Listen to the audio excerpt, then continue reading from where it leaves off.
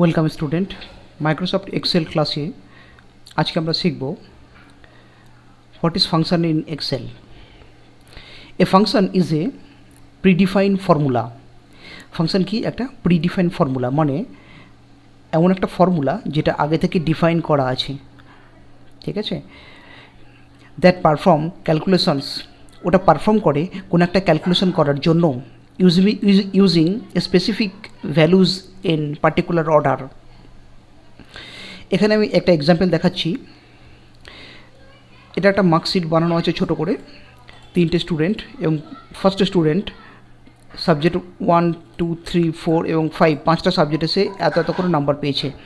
এই নাম্বারগুলোকে যদি আমি যোগ করতে চাই বা অ্যাড করতে চাই, তাহলে আমাকে টোটালের ঠিক নিচে এই জায়গাটার মধ্যে অ্যাডিশনের ফর্মুলাটা ইউজ করতে হবে। অ্যাডিশনের ফর্মুলাটা হলো SUM, সাম। সামটা কি? অ্যাডিশনের ফর্মুলা বা অ্যাডিশনের ফাংশন। সামটাকে বলবো আমি ফাংশন। এটা কার ফাংশন? অ্যাডিশনের ফাংশন, ঠিক আছে, অ্যাডিশন করার জন্য। কিন্তু এখানে শুধুমাত্র সাম লিখলে হবে না, সামের আগে তোমাকে ইকুয়াল সাইনটা দিতে হবে। এই যে আমার মাউস পয়েন্টারটা ফলো করো, ইকুয়াল সাইনটা আগে দিতে হবে। তাহলে টোটালের নিচে আমি দেবো ইকুয়াল টু, তারপরে লিখবো SUM, সাম। তারপরে কি করতে বলছে? তারপরে একটা ব্র্যাকেট শুরু করতে বলছে। ব্র্যাকেট শুরু করে ফার্স্ট সেল নাম্বারটা যেখান থেকে নাম্বার শুরু এবং লাস্ট সেল নাম্বার যেখানে নাম্বার শেষ হচ্ছে, এবং দুটোর মাঝখানে একটা কোলন ইউজ করতে হবে, ঠিক আছে। এটাকে বলে আর্গুমেন্ট। আর এই সামটা কি? এটা একটা ফাংশন নেম, ঠিক আছে। এই আর্গুমেন্টটা আমাদের খেয়াল করতে হবে। এই জায়গাটা আরেকবার পড়ো। দ্যাট পারফর্ম ক্যালকুলেশন, এটা এই ফাংশনটা কি করবে? একটা ক্যালকুলেশন করবে using specific value in particular order. সঠিক ভ্যালু দিতে হবে এবং সঠিক অর্ডারে দিতে হবে। সঠিক অর্ডারে মানে হচ্ছে যে সেল থেকে নাম্বারটা লেখা শুরু হয়েছে এবং যে সেল পর্যন্ত লেখা হয়েছে সঠিক অর্ডারে লিখতে হবে। এটা একটা এক্সাম্পল দেখে নিই আমরা। তো এখানে লিখেছি ইকুয়াল টু সাম। এবার একটা ফার্স্ট ব্র্যাকেট শুরু করতে হবে। শুরু করার পর ফার্স্ট যে নাম্বারটা ওটা শুরু হচ্ছে কোন সেল থেকে? B2, এই সেল থেকে। তো আমি এই B2তে ক্লিক করব, তো অটোমেটিক্যালি এই জায়গাটার মধ্যে B2 চলে এলো। এবার একটা কোলন দেব। কোলন দেওয়ার পর লাস্ট সেল, লাস্টে F2তে ক্লিক করব। এবার দেখো B2 থেকে F2 পর্যন্ত একটা ডট লাইন চলে এলো এবং এই সেল নাম্বারটাও এখানে চলে এলো। এটাকে হচ্ছে স্পেসিফিক অর্ডারে সেল নাম্বার দেওয়া বলা হয়। তাহলে সাম হবে, সাম মানে হচ্ছে কি? অ্যাডিশন হবে, কিন্তু অ্যাডিশনটা কার সঙ্গে কার করবে? এই নাম্বারগুলোর মধ্যে করবে। আর এই নাম্বারগুলো রয়েছে এই B2 থেকে F2-র মধ্যে, মাঝখানে কোলন। এবার ব্র্যাকেটটা শেষ করতে হবে। এবার কথা হলো, কোলনের বদলে যদি আমি প্লাস সাইন দিতাম তাহলে কি হতো? যদি আমি প্লাস সাইন দিতাম তাহলে প্রথম নাম্বারটা, ভালো করে দেখো, এই ব্লু কালার এবং গ্রিন কালার, প্রথম নাম্বারটা এবং লাস্ট নাম্বারটা এই দুটো নাম্বারই অ্যাড হতো, মাঝখানে নাম্বারগুলিকেও ছেড়ে দিত, ঠিক আছে। যেহেতু আমি সাম ফাংশানটা এখানে লিখেছি বা সাম ফাংশানটা এখানে ব্যবহার করছি, তাই প্লাস সাইন দেওয়া যাবে না। প্লাস সাইনের বদলে এখানে কোলন দিতে হবে এবং সবার আগে ইকুয়াল টু। তারপরে যেই কিবোর্ড থেকে এন্টার বাটনটা ক্লিক করবে, তো এই নাম্বারগুলিকে টোটাল করলে কত হয় সেটা আমরা জেনে গেলাম। বোঝা গেছে? ঠিক এরকমভাবে নিচের স্টুডেন্টও আমরা করতে পারি। কিন্তু এক্সেল একটা সুবিধা হচ্ছে কি, একবার যখন আমরা কোনো একটা অঙ্ক করে ফেলেছি সেটা নিচে আর করার দরকার হয় না। ডান দিকের এই ছোটো কালো বটনটা, এটাকে অটোফিল হ্যান্ডেল বলে, এটাকে ধরে মানে মাউস থেকে লেফট বটনটা প্রেস করে নিচের দিকে ঘষে টেনে আনলে নিচের অঙ্কগুলো অটোমেটিক্যালি হয়ে যায়। যেমন এইখানটা ক্লিক করো আর ফর্মুলা বারে দেখো B2 কোলন F2 ছিল, আর এখানে আসো দেখো B3 কোলন F3 হয়ে গেছে। মানে B3 মানে এই সেলটা, আর F3 মানে হচ্ছে এই সেলটা। মানে এই নাম্বারগুলোকে যোগ করে যে অ্যান্সারটা হয় সেটা এখানে চলে এসছে। কী করে এলো? এই অটোফিল হ্যান্ডেলটা ধরে টানলাম। অটোফিল হ্যান্ডেল ধরে না টেনে আর একটা উপায় রয়েছে। এই জায়গাটাতে ক্লিক করে এর উপর রাইট ক্লিক করে কপি করে নাও। কপি করে এখানে নিচে এসে পেস্ট, নিচে এসে পেস্ট, কপি করে পেস্ট করতে পারি। বোঝা গেছে ফাংশান আমরা এক্সেলে কীভাবে ব্যবহার করি। আর সবথেকে সহজ ফাংশান হচ্ছে সাম। এরপরে আর একটা অঙ্ক করতে বলা হচ্ছে অ্যাভারেজ। তো ফার্স্ট স্টুডেন্ট ও টোটাল 5টা সাবজেক্টের মধ্যে অ্যাড করলে টোটাল পেয়েছে 260। এটার অ্যাভারেজ আমরা বার করব কী করে? তো অ্যাভারেজের ঠিক নিচে আসো, এসে কিবোর্ড থেকে ইকুয়াল টু দিতে হবে এবং অ্যাভারেজ বার করার জন্য যে ফাংশনটা রয়েছে তার নাম হচ্ছে অ্যাভারেজ। ঠিক আছে, এর থেকে কি বুঝলাম, প্রতিটি কাজ বা প্রতিটি অঙ্ক করার জন্য এক্সেলে আলাদা আলাদা ফাংশান আগে থেকে বানানোই আছে, আমাদেরকে শুধু ওই ফাংশানের নামগুলো এবং তার ব্যবহার জানতে হবে। বোঝা গেছে? ফার্স্ট ব্র্যাকেট শুরু করলাম, শুরু করার পর ঠিক ওরকমভাবেই ফার্স্ট সেল এবং লাস্ট সেল মানে B2 কোলন F2, ব্র্যাকেট শেষ, এন্টার। Average medical 52। এবার অটোমেটিক হ্যান্ডেল ধরে টেনে নেব, বাকি দুজনেরও অ্যাভারেজ আমরা দেখতে পাচ্ছি। পূজা অ্যাভারেজ 38, অমিত অ্যাভারেজ 43.2। বোঝা গেছে? তাহলে এখানে সাম ফাংশন এবং অ্যাভারেজ ফাংশন কী করে ব্যবহার করতে হয় আমরা জানলাম। এবার গ্রেড কী করে বার করতে হয় দেখব। কিন্তু গ্রেড বার করার জন্য যে ফাংশনটা ব্যবহার করতে হয় সে ফাংশনটাকে বলে ইফ ফাংশন। এই ইফ ফাংশনটা একটু জটিল, তাই আগে একটু আমরা শিখে নেব ইফ ফাংশনটা কী করে ব্যবহার করতে হয়।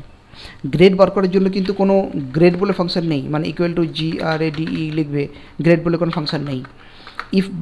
গ্রেড বার করার জন্য ইফ ফাংশন ব্যবহার করতে হয়। ঠিক আছে, ইফ ফাংশন শিখবো আমরা। দেখো এখানে 3টে স্টুডেন্টের নাম আছে এবং 3জন কত কত করে পয়েন্ট পেয়েছে সেটা লেখা আছে। এবার ইফ ফাংশনের সাহায্যে আমি জানতে চাইছি যে 100-এর বেশি কে কে পেয়েছে। তো এটা জানার জন্য এখানে একটা মানে 125 যেখানে লেখা আছে ঠিক তার পাশে আমি দেখতেই পাচ্ছি এখানে 125, 245, এই 78, এরা দুজন 100 বেশি পেয়েছে আর এই 100 কম পেয়েছে। কিন্তু তাও আমি ফাংশনের সাহায্যে বা ফর্মুলার সাহায্যে জানতে চাইছি যে 100 বেশি কে কে পেয়েছে 3জনের মধ্যে। তো তার জন্য আমি এখানে ইফ ফাংশন ইউজ করব। এখানে কিছুক্ষণ আগে কি বলেছি, যে কোনো ফাংশন ব্যবহার করতে হলে তার আগে ইকুয়াল টু সাইনটা দিতেই হয়। তাই আমরা ইফ ফাংশন ব্যবহার করার জন্য আগে এখানে ইকুয়াল টু সাইনটা দেবো। ইকুয়াল টু দিলাম, তারপর লিখব ইফ, ফার্স্ট ব্র্যাকেট শুরু করব। এবার এখানে কি চাইছি, লজিক্যাল টেস্ট। লজিক্যাল টেস্ট আমাকে দিতে হবে কি এই সেলের মধ্যে D7 এই সেলটার মধ্যে গ্রেটার দেন ইকুয়াল টু 100। মানে যে কোশ্চেন কী ছিল, কোশ্চেন ছিল কি 100 বেশি কে কে পেয়েছে। তো ওটাই আমি জানতে চাইছি যে এই সেলটার মধ্যে 100 বেশি নাম্বারটা আছে কি না। D7 মানে D7 এই সেলটা greater than equal to 100, equal to 100 মানে হচ্ছে 100 নাম্বারটা কি এই সেলের মধ্যে আছে, গ্রেটার দেন মানে হচ্ছে 100 বেশিও কি আছে। এটা কোশ্চেন, এই কোশ্চেনটা আমি করেছি, কাকে করেছি, ইফকে করেছি। কমা দিলাম। এবার ইফ আমাকে জানতে চাইছে ভ্যালু ইফ ট্রু, যদি এই কোশ্চেনটা হ্যাঁ হয় তখন কি হবে। আমি বলছি ইয়েস হবে, ডবল কোটের মধ্যে ইয়েস লিখলাম, কমা, যে কমা দিলাম তখন আমাকে ইফ জিজ্ঞাসা করছে ভ্যালু ইফ ফলস, ভ্যালুটা ফলস হলে কী হবে। আমি বলছি ভ্যালুটা ফলস হলে নো হবে, ব্র্যাকেট শেষ করে এন্টার। দেখো অটোমেটিক্যালি ইয়েস হয়ে গেছে। ঠিক ওরকমভাবে অটোফিল হ্যান্ডেল ধরে টেনে দেবো, দুটো ইয়েস হয়ে গেল, এই দুটো এটা নো হয়ে গেল।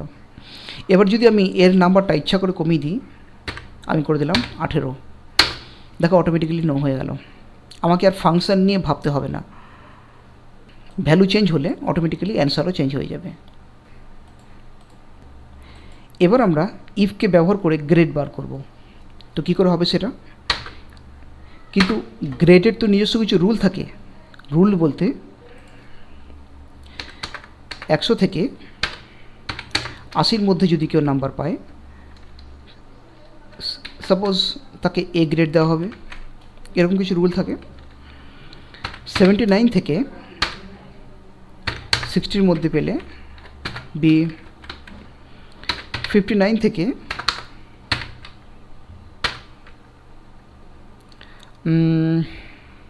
40-র মধ্যে যদি পায় সি, এটা মন থেকে আমি বানাচ্ছি। 39 থেকে 20-র মধ্যে পেলে ডি, 19 থেকে 0-র মধ্যে কেউ যদি কোনো নাম্বার পায় তাহলে সেটা ফেল।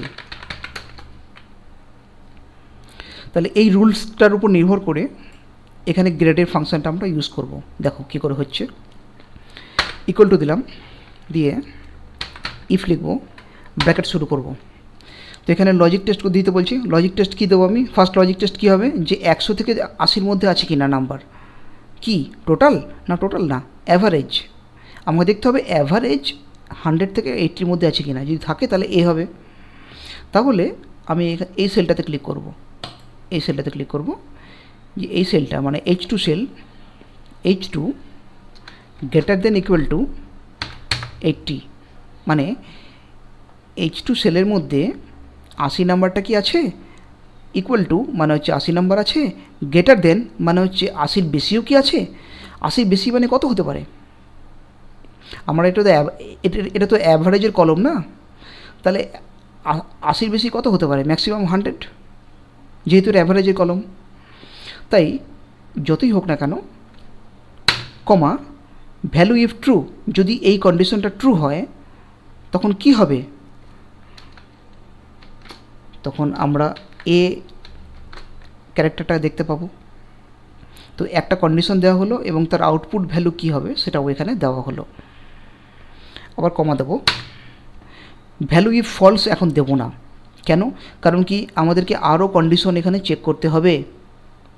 যেহেতু আরও কন্ডিশন চেক করতে হবে, তাই এটার পরে আমি আর একটা ইফ লিখব এবং আবার ব্র্যাকেট শুরু করব।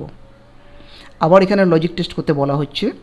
তো আবার এই সেলটাকে আমি টার্গেট করছি, H2 greater than equal two 60, তার মানে 60 বা 60-র যদি বেশি হয় কি হবে, কমা ডবল কোটের মধ্যে বি, কমা আবার ইফ ফাংশানটা শুরু করতে হবে।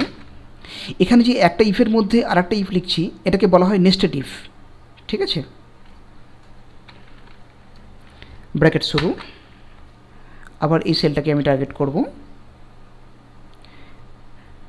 গ্রেটার দেন ইকুয়াল টু 40 যদি হয়, কমা ডবল কোটের মধ্যে সি, কমা আবার ইফ শুরু করব, ব্র্যাকেট H2। সেলের নাম ছোটো হাতের কি বড় হাতের যেভাবেই খুশি লেখো না কেন, কিছু এসে যাবে না তাতে। গ্রেটার দেন ইকুয়াল টু 20 যদি হয়, ডি, কমা। এবার এতগুলো কন্ডিশন দিলাম, এর মধ্যে কোনোটাই না হলে তো এইটা হবে, এই কন্ডিশনটা হবে। তাই এখানে আবার আর ইফ লেখার দরকার নেই, এবার ডাইরেক্টলি আমরা কী লেখা আছে, ভ্যালু, এখানে কী লেখা আছে, ভ্যালু ইফ ফলস, ডবল কোটের মধ্যে লিখে দাও FAIL, ফেল।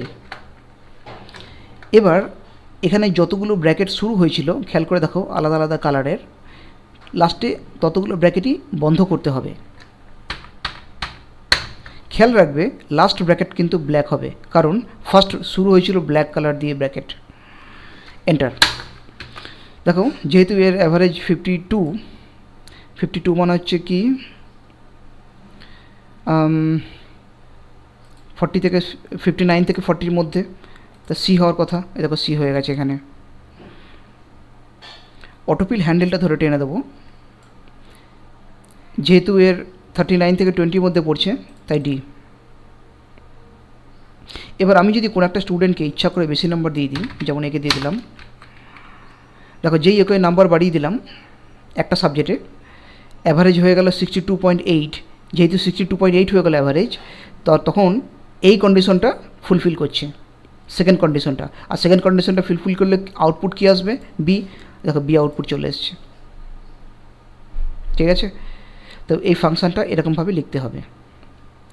ইফ ফাংশানকে আমরা এক্সেলে এইভাবে ব্যবহার করি। তাহলে ফার্স্টে আমরা সাম ফাংশন সম্বন্ধে শিখলাম, অ্যাভারেজ ফাংশন এবং ইফ ফাংশন সম্বন্ধে জানলাম। Thank you.